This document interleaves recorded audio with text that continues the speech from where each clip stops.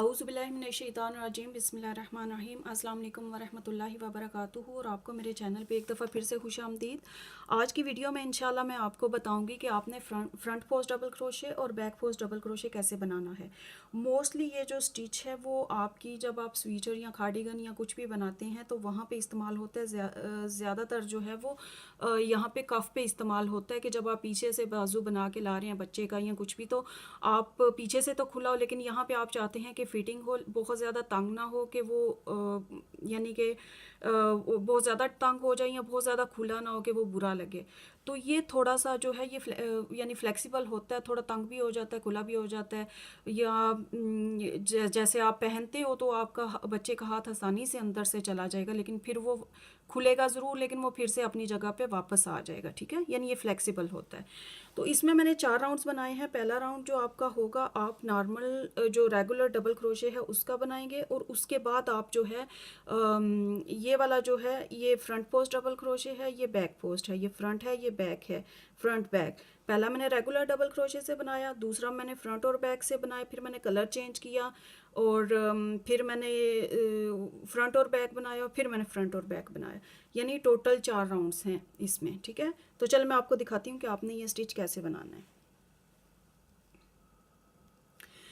मैंने ऑलरेडी जो है वो 8 डबल क्रोशे का जो है वो एक राउंड बनाया हुआ है और चेन 3 भी किया हुआ है। और वो आपको पता है कि वो हमारा जो है जो चेन 3 होता है वो हमारा पहला डबल क्रोशे गिना जाता है। अब नॉर्मली जब आप बनाओगे अगला वाला जब आप स्टिच बनाते हैं जो रेगुलर आपका रेगुलर डबल क्रोशे होता है, तो आप अगला जो स्टिच होता है उसके ये जो हैं 2 लूप्स उसके नीचे इसके नीचे डालेंगे और खींचेंगे, तो आपके पास 3 लूप्स होंगी। आप पहली 2 में से गुजारोगे और फिर अगली 2 में से गुजार लोगे। ये होगा आपका रेगुलर डबल क्रोशे।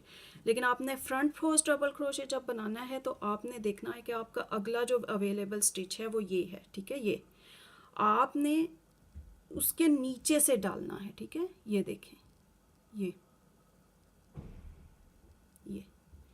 फिर आपने यान को पकड़ना है, क्रोशे हुक से खींचना है, फिर आपके पास 3 जो हैं वो लूप्स हो जाएंगी। ठीक है, ये देखिए आपके पास 3 लूप्स हैं, पहले 2 में से गुजारें और फिर अगली 2 में से गुजार लें। ये आपका बन चुका है पहला जो है वो फ्रंट पोस्ट डबल क्रोशे। ये देखें,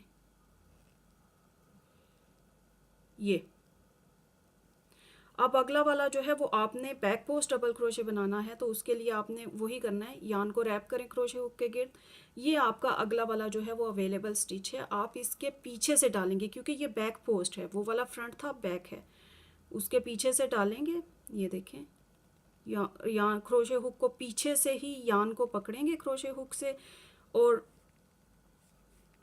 फिर आप जो है वो खींच लेंगे। ठीक है, फिर से आपके पास जो है वो 3 लूप्स होंगी आपके क्रोशे हुक के ऊपर।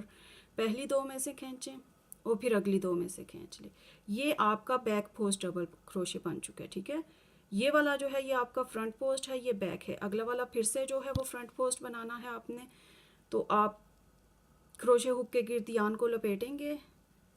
ये आपका अगला वाला स्टिच है अवेलेबल। ठीक है, ये इसके नीचे से डालेंगे, यान को पकड़ेंगे और फिर पहली 2 में से और फिर अगली 2 में से गुजार लें। ये फिर से जो है आपका देखिए ये वाला जो है ये फिर से आपका जो है फ्रंट पोस्ट डबल क्रोशे बन चुका है। अगला वाला जो है वो फिर से आपने अगर बैक पोस्ट बनाना है तो पीछे से डाल लें क्रोशे हुक को, अगले सुराख में से निकालें, यान को पकड़ें और खींचें। ठीक है, फिर से आपके पास 3 लूप्स हो गई। आपने पहली 2 में से गुजारा, फिर अगली 2 में से गुजारा, फिर से अगला वाला हमारा फ्रंट पोस्ट है, इस स्टिच में बनेगा। ठीक है, यहाँ से डालें, पकड़ें और खींचें। ये फिर अगला वाला जो है हमारा बैक पोस्ट हो गया। ये अब हमारी आ गई है ये चेन 3। ठीक है, इस चेन 3 में चूंकि ये बैक पोस्ट था तो चेन 3 में आप फिर यहाँ से डालेंगे, आगे से डाल के और यूं पकड़ लेंगे और फिर ऐसे आपका जो है ये आपका क्या कहते हैं उसको फ्रंट पोस्ट बन चुका है। अगर आपने चेन 3 में बैक पोस्ट करना है तो फिर आप यूं पकड़ेंगे, पीछे से डालेंगे चेन 3 के, ये देखें पीछे से।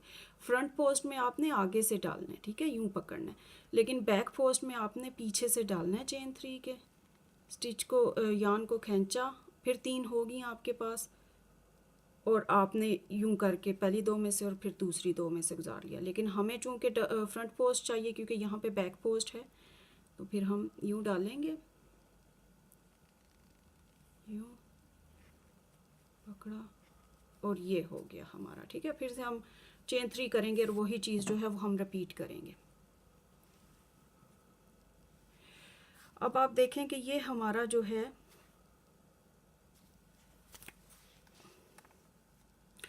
ये हमारी जो है ये चेन 3 है। ठीक है, ये हमारा पहला वाला फ्रंट पोस्ट जो है वो डबल क्रोशे है।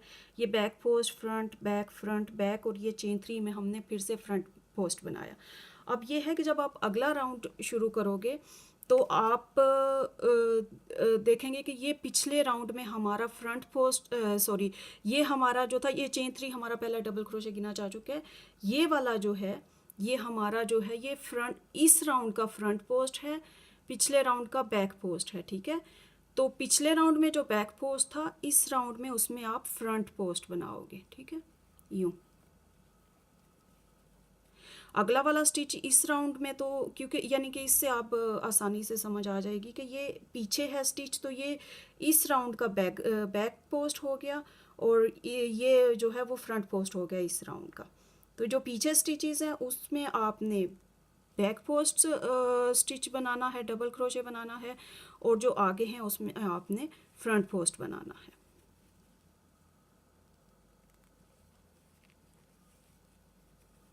बैक पोस्ट, फ्रंट पोस्ट, फिर बैक पोस्ट, और ये वाला जो था क्या कहते हैं उसको, चेन 3, इसमें हम फ्रंट पोस्ट बनाएंगे। तो ये लीजिए,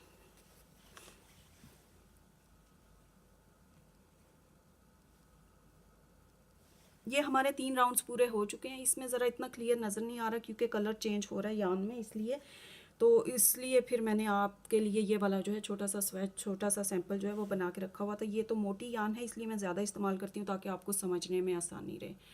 तो बस इतना ही था।